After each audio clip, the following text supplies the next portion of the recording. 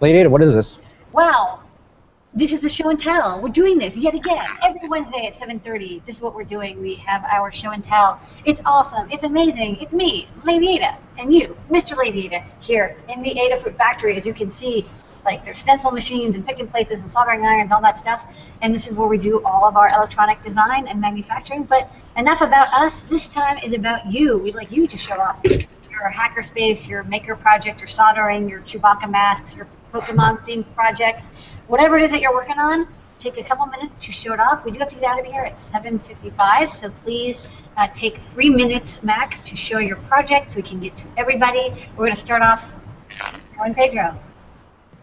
Hey guys, speaking of Pokemon stuff, we figured we'd show... Go ahead, download the app and play, see what the craziness is about. Yeah, I mean, if it wasn't a giveaway enough that you're walking down the street aimlessly, like looking down at your phone, we figured we'd let people know we're playing with a case. That's right. So this is 3D printed in flexible material, so you can like crush it and stuff, and it won't break. So that's awesome.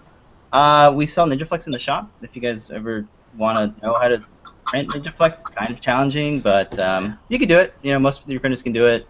You just got to print really slow. It kind of looks like a dual extrusion print with the white and the gold looking here, or yellow, whatever. Pedro's got a blue one. Team Mystic, yeah. Mystic. Sure. But it's actually printed in 2 different pieces, so we have a little Pokeball that comes out, and it's just printed in like regular PLA. And I got one too, no worries. I like the little snap-in. Yeah, so it's kind of like an inlay look to it, so you just snap it in, and then when you snap it into your phone, it gets held in place. So that's kind of this week's project. Really simple. Yeah, that's pretty much it. Oh, and earlier this week you had a nice CNC milled project as well. Yeah, this is birch plywood and fluorescent pink acrylic. So I figured I'd just mill something out, get some more sort of learnings in for using the CAM tools in Fusion 360. So it's pretty interesting. Milling is a lot different than 3D printing. It's a lot faster. Didn't break any bits on this one, thankfully. But yeah, it's just used like 2 different bits, and the results are pretty nice. You could put like an LED in it to make it edge lit, but because it's fluorescent acrylic, it kind of gives it this nice edge lit just from the sunlight. So it's pretty nice. Yeah. Yeah. And you'll do a layer by layer later in the week too on how to set up all your CAM paths. So look out for that. Do you like more 3D printing or milling? Right now they complement each other pretty well. We have some future projects that kind of combine the two. But if it's like I've been talking with Pedro about it, like what's easier, and sometimes milling feels like it is easier. But then your bit does not break. Yeah, but the nozzle doesn't just break when you're 3D printing. Yeah, but then your layers don't like adhere well to the bed. So it's we're always going back and forth like what's easier, what's better. They're both kind of equally, you know, it's a pain in the butt. It's not for the. Okay, thanks for the update. Okay. Yeah, sure, no problem. Jury's still out on milling versus CNC. All right. Next up, Phil B, you have an update on a project you're working on. Oh, I got a few. I have been working on some of the libraries and examples for Circuit Playground. So this stuff, it's on GitHub already. If you have a Circuit Playground and you just update the library, this stuff it'll be there in the examples. One of them is a music and sound visualizer using a fast Fourier transform. So you get each neopixel is a different frequency. You get the low notes through the high notes, and the brightness is kind of the amplitude of that particular pitch. Other one I've been working on is using the microphone or the speaker. So we got the mic, working on the speaker side now. There's just enough flash memory for a very tiny sound sample. So don't know if you can hear it. Yeah. But that is the Star Trek Next Generation communicator sound. They wore the badges that they would tap, and it would make the sound. So using the accelerometer tap detection, it actually does the the communicator brittle noise. Funny thing, they make toys. You can buy a communicator that you tap and beep. It costs exactly as much as a Circuit Playground. Yeah. And so this, when you're done beeping, you can go make way other cooler stuff. So I think it's a better thing to do with your $20. Better value. That's cool. Yeah. And you had some other examples. We get a Mario coin sample. Yeah, there's a coin sound. Trying to work. Well, it's like 2 seconds long. yeah, it's got to be very tiny sample just because there's only so much flash in there. Okay, cool. All right, thanks for the update, Phil B. Surely. You're doing lovely things with Circuit Playground. Okay. Next up. Next up, this is kind of a world premiere a bit. John Park has, I think, a preview of the part of the video that we're going to play on Ask an Engineer. So, yeah. All right, so I took one of these Chewbacca masks and implanted one of these little audio effects boards. So now I've got a little selector knob on there, and we can upload any sounds we want, and I've got like up to 10 banks of sounds or 9 banks of sounds, so I will demonstrate.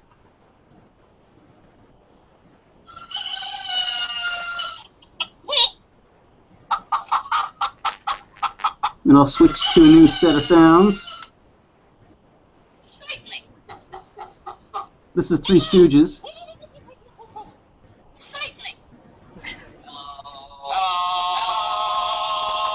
And then my favorite, I think, is Pee Wee Herman.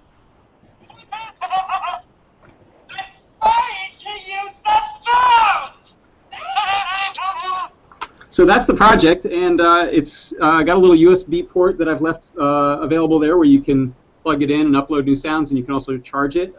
Super fun project, and actually one of the things that I found with this, I don't really mention it that much in the videos, that this thing is really easy to get inside. It was super surprising to me that there weren't any little like tabs that broke or glue or anything. Like, it was really easy to go in. There's 8 screws. It's got a lot of space in it, so you could do a lot of modifications and things. It was a really fun thing to work with. Oh, and actually, last one I'll show you sound-wise is the inspiration for this originally was that woman who has the Chewbacca mask video, so I ripped her sounds as well.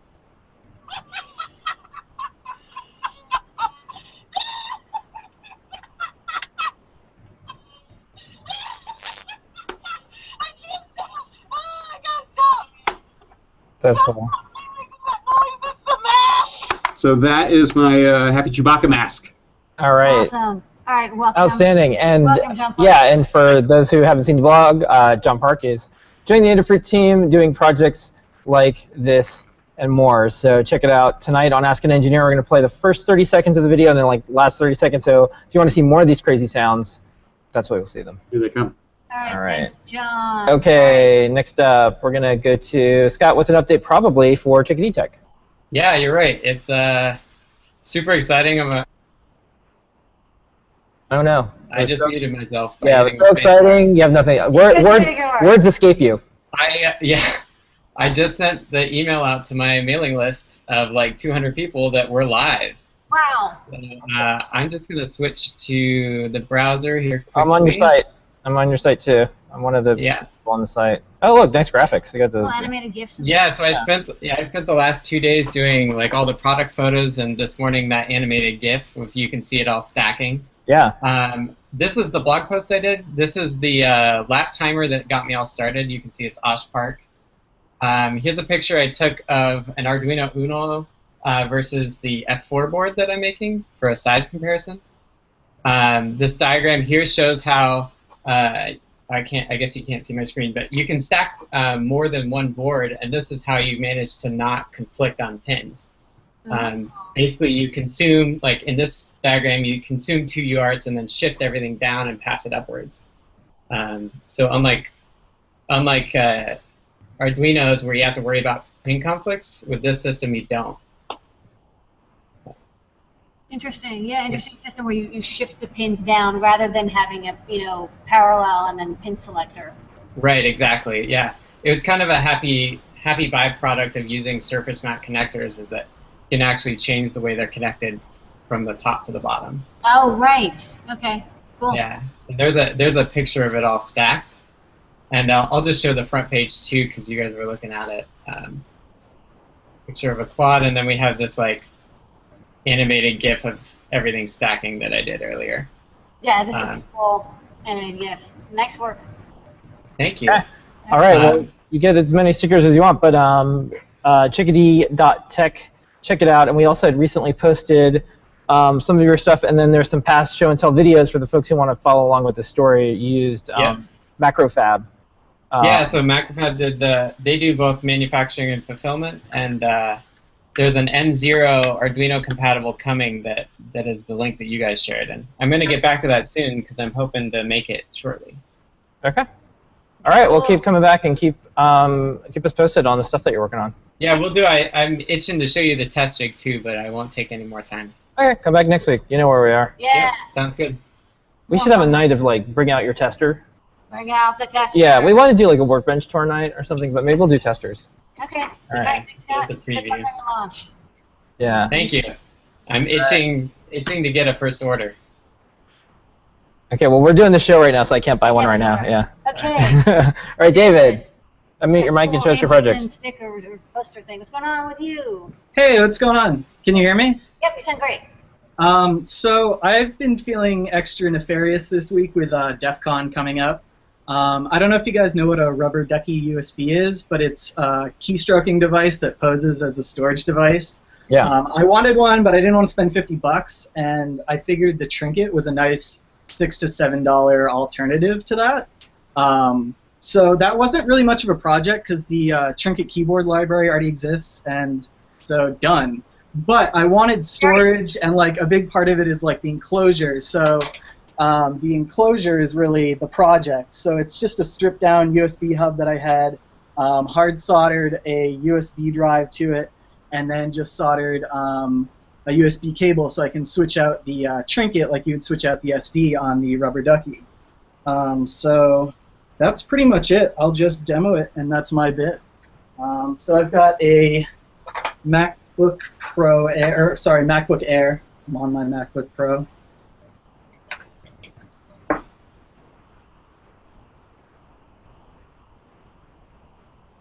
I just plugged it in, and so it does the, oh man, maybe you won't be able to see it. Okay, you got a disk? Yeah. That looks just like a disk. You should just leave that plugged in overnight. That's great. I want to store my files on that. Just Right, yeah, that's the idea. So after it gets out of its initialization phase, you know, that the Trinket's in, it should run a little payload, which will just gunk up the desktop. Oh no. Hold up. There we go. Sorry, the Trinket wasn't plugged in. That would help. okay, created a file. Yeah, and now it should load. It'll load the desktop up with a whole bunch of stuff. So yeah, you see it'll. That was neat. You are so owned by the Yeah. Trinket. Then I went away. Oh. That's cool. So I just thought it was a cool project because it shows that like even a simple little learning tool can be nefarious, and tools are tools. They're, you know, what you want to use them for. So I still want a rubber ducky, and I don't want to use it for bad things. I think there's art projects hidden in things like this. So Yeah. that's my bit. I thought that was really cool though. Excellent. Okay, awesome. Thanks guys.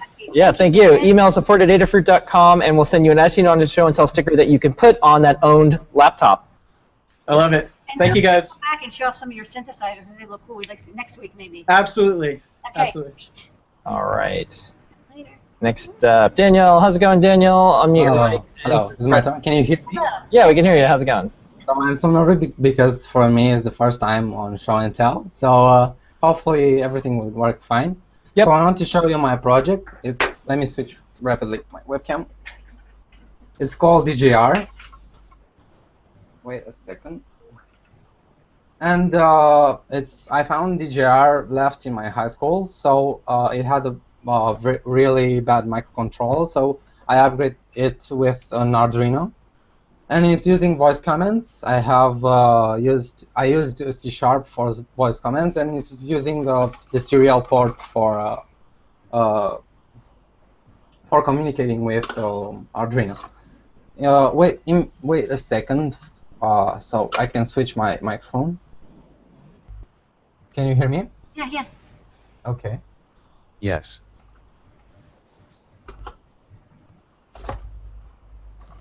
Hello.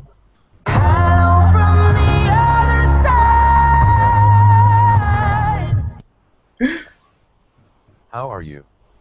I'm fine. How are you? Good. I am so nervous. Who are you? I am a simple robot. That's all. If you fail, I'll be mad on you. And the reason why I typed on is because Yes. it doesn't work properly. Of it course. works just for on. So as you can see, the engine is kind of glitched because sometimes it does not work very well. I love you. I love you. Ha ha ha ha ha. You are so funny. Just kidding. I can do also like go left, Okie dokie. go right, Yes. go center, Okay. and it can also dance. I am But just I a think robot. that You stupid. YouTube copyright can't be with us. So and in the end, it has like, do you want to play football? Sure. Just give me a ball. Are you ready? And go. Ow.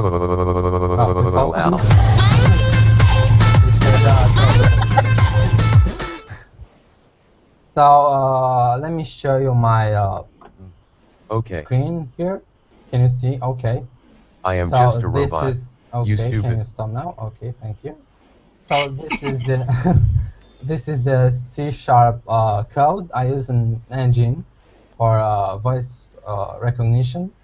It's not fully intelligent. I have like some comments to say, like hello. These are comments set. It cannot answer to any type of anything. It can answer just for those comments right here. And hopefully I have also a plan in the future. I want to 3D print him hands and also all kind of body. And I really like to do with robots, like I want him to be like a comedy person, a stand-up comedy person. I found this kind of funny, and hopefully you like it, my project. And this is the jar. Yeah, thank you so much, Daniel. This is really good. Continue to come back as your robot evolves and as you continue to work on it. Yeah. Email support@adafruit.com and we'll send an ST on to show and tell sticker for your robot. Okay. Thank you, That Daniel. was very funny. Yeah, I I like kind of a crying robot torso. I didn't think I'd like it, but I really It do. was crying. It was like Yeah. All right, Lon, show us your project. Thank you. Hey! So I've been streaming a whole lot on Twitch, doing it 3 or 4 times a week, which has given me an excuse to get at the desk and work on my projects. So I've got lots of progress on lots of projects. I'm going to start with showing some molding and casting I was doing. Let me show where it ends up. So the piece I end up making, it's not been trimmed yet. This fancy thing, it's an ear cup for my space helmet project. nice. So, and that was my first time making this kind of mold, so I'll spend a minute talking about that. So it's what's called a brush-on mold. So the master for that was made out of a noodle bowl, which had the ridge texture I liked at the bottom, and then a soda can for the little dimple, and then a little bit of a epoxy sculpt to smooth out the edges. And then that was brushed over, so then silicone was brushed over that mold to make the master, but it's kind of wiggly. So then you make a plaster jacket mold that goes over that, and then the whole thing fits together. And then we do what's called slush casting, which is kind of a poor man's roto casting. You pour the resin in, then roll it around, and build up layers of resin to get a final piece like that. So that was one project, but of course we have to have some electronics projects. So I'm making another squirt gun, modified squirt gun thing. So we're using the same model of squirt gun I used before, but this time it's much fancier. It's going to be a sleeker look. Where's the old one? Oh, there it is. So if you remember from about 2 years ago, we did this one, which is kind of a 90s shooter. This one's going to be like a 70s TV space gun. So instead of being all beat up and chunky, it's going to have sleeker lines, like the handle is longer, everything's thinner, and it's going to be white with like gray trim. But we're getting even more electronics in this one. So I haven't trimmed away the parts yet, but basically this receiver is going to come off, and most of the boards are going to live inside of here. And the electronics that are going inside of there got a little carried away. This is our kit. Intense. So we've got, for the circular areas, obviously we've got some 12-pixel neopixels. Inside the body, here, where I have these masked off, there's going to be the white neopixels, so we can kind of pulse back and forth patterns throughout the body of the thing. I got 2 speakers. We're not using them in stereo mode. I'm actually setting them up so it's going to be kind of a push-pull kind of thing. If you have a airtight enclosure, this one won't be airtight, but hopefully it'll be tight enough. You can actually get better bass response with something like that, kind of a piston of air moving. So I'm going to try to get some more bass out of those little speakers. When you guys introduced that little soundboard with the built-in amplifier, which I know you're not making right now, Phil sent me one for you guys for me to play with, so I'm finally getting around to doing it. We're using it in the serial mode, triggering it from right now on the board for development. It's an Uno, but it's going to be a Pro trinket in the final piece. Mm-hmm. We've got your 14-segment display, of which I'm only using 2 characters. That's going to go on the side of the gun where I have a little block there. Mm-hmm. So in certain modes, that'll be like a shot counter and stuff. And then there's an accelerometer on there. So the idea is you can change modes, point it at the floor, pull the trigger, and using the display, change modes, and then have different sound effect banks or different color displays and that kind of stuff. And last week I switched from the analog accelerometer, analog output to the I2C version, and I'm never looking back. That's much easier way to do it. Okay, that's why they invented it. All right. Yeah, you got a build going on. All right, well, you of course get a sticker, so email support@adafruit.com and come back as you wrap that. Yeah, we're finally getting towards the end here. Yeah, very cool. All right. Thank you. All right, see Scott. See Scott, play us out. Hey guys, a couple quick things here. The first one is my filter boards showed up, and you'll see that there's a single surface mount component on here. It has gotten so hard to find the dip version of it that I just offer this part pre-soldered to the board, and people put the rest of the parts on themselves. But as time goes on, I'm going to try and cajole folks into just doing DIY SMT soldering, because once you get used to it, it's so much faster. But anyway, in other news, the boards for the Kickstarter versions of Crominius have arrived. This is my new desktop host panel, and it hosts 2 voice cards that attach to the bottom. Now these are just bolted on to check the fit inside the case, and I had to make the host panel slightly narrower. This is supposed to be 8.5 inches high, but it's like 8.4 inches high, because I can't trust each case to have exactly the same clearance top to bottom. So I had some wedging issues with the earlier versions of the Crominius, so I just solved it by slicing a bit off the board. Now, I did manage to finally catch the guitar pedal pseudo-random, and I'm like, if he wants to borrow this, I have it. I've had it for 35 years. Yeah. And, I mean, it still has the Evitone sound sheet in it. So I'll have to record that and then upload it for you. But here's what I wanted to talk about today, and this kind of goes back to, now, Saturday, November 19th, 2011, you used to do this show on Saturday nights. Yeah. And I was on that show. I couldn't find it online, but you might have it archived somewhere, and I started talking about my synthesizer stuff. But anyway, last week, a good friend of mine, and let me see if I can flip to his website real quick here. This is Ray Wilson's Music from Outer Space. Well, Ray passed away last week from cancer. Oh my God. And he was pretty prolific in getting people interested in building and making and doing DIY. And you know, it kind of came as a shock to us because his illness was detected too late.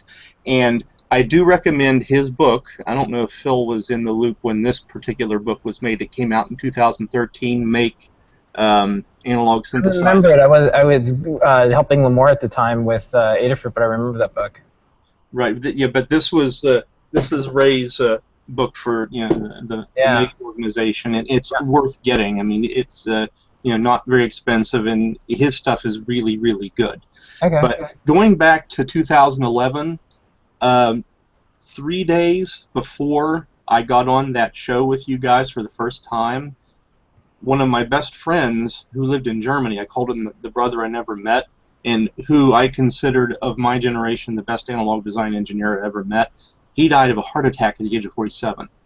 And it kind of shocked me awake. And I'm like, what have I been doing? I need to get back to what I know how to do, which is, you know, make all these things I show you every week. But going from then to now, I wanted to just say this for whoever's listening, whoever watches this. You aren't guaranteed any amount of time in this world. So if you've got projects to do them now. Yeah. Because you don't know if you'll get to do them tomorrow. You know, unfortunately, Ray's become a legacy. You know, Jürgen Heibel, he's my friend in Germany, he became a legacy. Yeah. But learn from them and do your thing. We always tell everyone, you know, don't try to wait for this perfect project that's, you know, you're going to have this perfect thing. Just publish, get it out there. So this is music from outer space. Do you know if that's getting archived and it's getting taken care of so it lives on? I believe others in the Synth DIY community are working on archiving the site, and they're trying to preserve. He has this beautiful, immense modular that people don't want to see broken up and sold off, but they're trying to find a university or a museum that'll curate the device. Okay. If there's digital stuff for sure, we just saw Jason Scott at Hope. Maybe we can talk to archive.org and make sure it gets a home for anything that's online too. Right. But I'll mention this to archive.org, but I also have to check with other friends of mine that knew Ray better than I did, and I'm sure they're taking steps. But I do recommend buying his book, even if synthesizers aren't your thing. He's just got some good general DIY techniques and guidelines in there. But that's it for me this week. All right. Well, thank you so much for sharing that. It's never too late to be that person that you want to be up there. If anyone's watching the show and tell, start making those projects right now. So, all right. We'll see everybody on Ask an Engineer. Thank you so much, Scott. Thank you so much, Pedro, Lon, John, David, Daniel, C. Scott, and Phil B. Thank you very much. We'll see you on Ask an Engineer in just a few minutes. Okay. All right. See you, folks. Cheers.